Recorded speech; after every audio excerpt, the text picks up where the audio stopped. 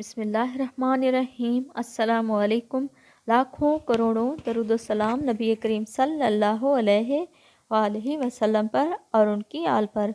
मैं हूँ अनाबिया और वेलकम करती हूँ आपको अपने यूट्यूब चैनल चटखारे पकवान में। आज मैं आप लोगों के लिए लाई हूँ बहुत ही ज़बरदस्त रेमेडी। आज हम बनाने लगे हैं अदरक और लहसुन का पेस्ट।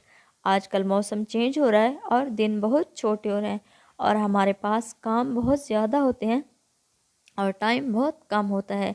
इसीलिए आप लोगों का टाइम थोड़ा सा बच जाए, इसीलिए मैं आप लोगों के लिए बहुत ही ज़बरदस्त और बहुत ही आसानी से अदरक और लहसुन का पेस्ट बनाने का तरीका सिखाऊंगी।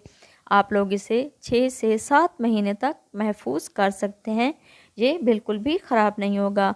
तो चलते हैं हम अपनी किचन में और अपनी आज की रेमेडी शुरू करते हैं। यहाँ पर मेरे पास 1 पाव के बराबर लहसुन है और 1 पाव के बराबर अदरक, जिसको मैंने छील कर अच्छी तरह से धो लिया था और खुश्क भी कर लिया था, क्योंकि इसमें पानी रह गया तो ये पेस्ट ख़राब हो जाएगा। आप लोग ने यहाँ पर पानी का इस्तेमाल बिल्कुल भी नहीं करना। अगर आप इसमें पानी शामिल करेंगे तो ये पेस्ट ख़राब हो जाएगा। अब मैं इसमें 2 कप के बराबर ऑयल शामिल करूँगी, क्योंकि हम इसमें ऑयल शामिल करेंगे।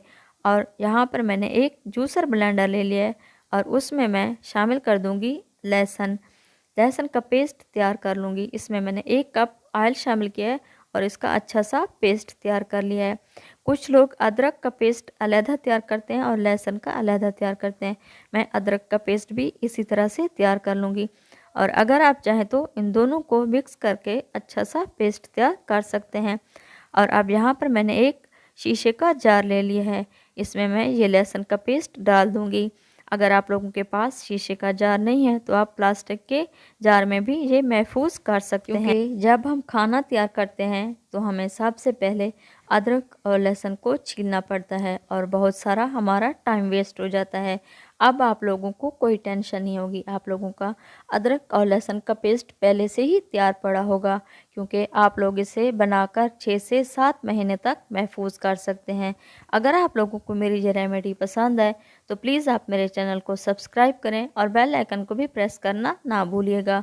ये देखिए, मैंने अदरक का पेस्ट भी उसी तरह से तैयार कर लिया था और हमारा ऑयल भी इसमें ज़्यादा इस्तेमाल नहीं हुआ, बस सिर्फ 2 कप इस्तेमाल हुए हैं। ये मैं इसमें शामिल कर दूंगी और इसको अच्छी तरह से मिक्स कर दूंगी और एयर टाइट जार में इसको रख दूंगी। आप लोगों ने भी इसे ज़रूर ट्राई करना है। तो मिलते हैं हम अगली रेमेडी में। अल्लाह ताला आपको खुश रखे, अपनी सुमान में रखे।